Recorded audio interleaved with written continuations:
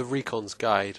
The Recon is the hardest class to master, but once you have, it is a very powerful class. Its primary role in Battlefield 3 is to critically lower the health of the enemy at range or up close, or kill them, and to spot, call out and direct its squad's members. I will be going through the weapons, breaking them down, explaining the uses of the equipment you have at your disposal. Onto the bolt-action rifles first. Now I have broken these down into 3 different sections to be able to highlight their attributes better. Category A, Category B and Category C. Category A has the M40A5, the L96 and the JNG90. The M40A5 has the fastest bullet-to-bullet reload time. This makes it very good for up-close kills, so you can make follow-up shots very quickly. The L96 has a decent bullet velocity and a decent time to reload from bullet to bullet. The JNG90 has the highest bullet velocity in this category. This makes it very good for the lesser amount of bullet drop, and how much you have to lead on the enemy player will be decreased. Now on to Category B. This contains the SV98.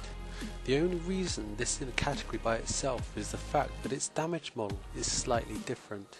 The other 3 in Category A have a start damage of 80 and stays at 80 for about 14 meters, but the SV98 has an up close damage of 80 but up to 20 meters.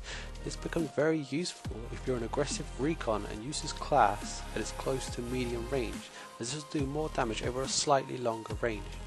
The SV98 though does have less damage over distance. The Category A rifles will do 59 damage at 100 meters. The SV98 though does 50 damage at the same distance. Now the last one, the Category C. This contains only the M98B. Now this rifle also has a slightly different damage model to the previous 2 categories. This rifle is very good at dealing shots over a slightly longer range. The damage starts for the M98B is 95, 15 more than the previous 2 categories. It drops off to the same minimum damage of 59, but this time at a range of 150 meters and not 100. The M98B also has the higher bullet velocity, making it easier to kill someone moving or at range. The only downside to this rifle is that it only has 5 rounds, 6 including one in the chamber. Now on to the semi-automatic rifles.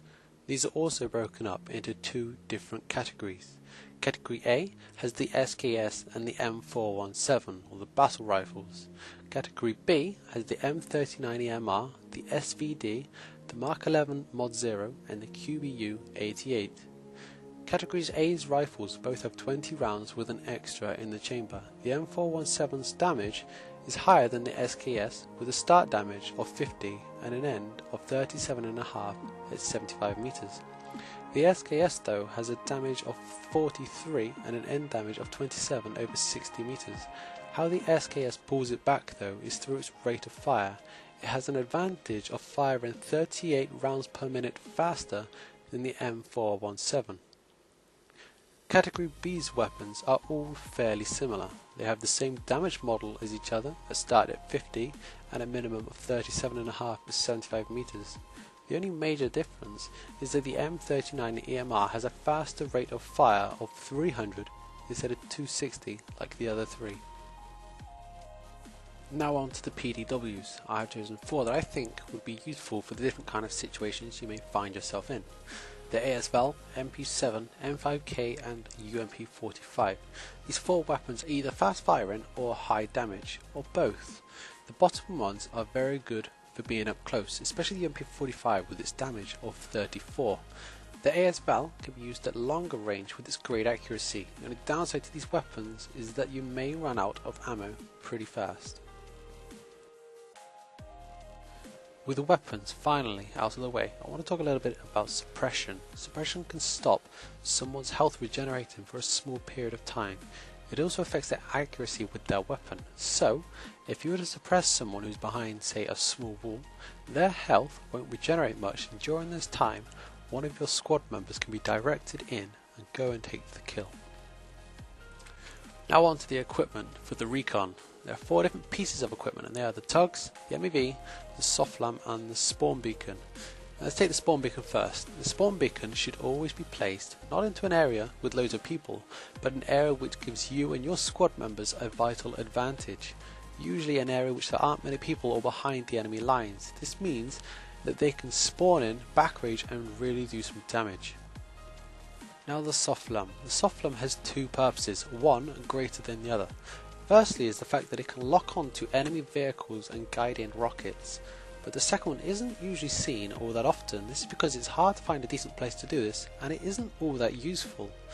If you were to place it down in a choke point area or in an alley, like on Metro, the red beam that this equipment produces makes it harder for them to find you if you are behind this light. You have a small advantage at this point.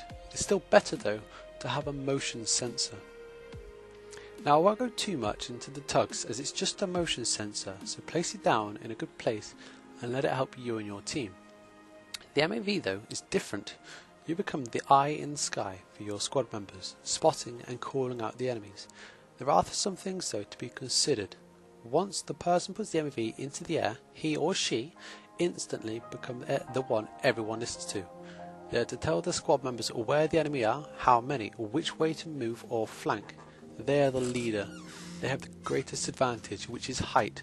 They also have the ability to be able to disable any enemy equipment like soft lumps, spawn beacons, EOD bots and enemy MAVs. Check this video for an example. Okay, 3 guys coming straight ahead. Hold on, they're coming through the rocks. One's on. Okay. I got one. There's 3 guys alive left side. 2 guys. 1 guy's he's revived. On your right, push forward a little bit. On your right. So, straight ahead. He's behind the wall. 3 guys. Maybe 4 guys. Oh, but they're watching from the right side too. Yeah.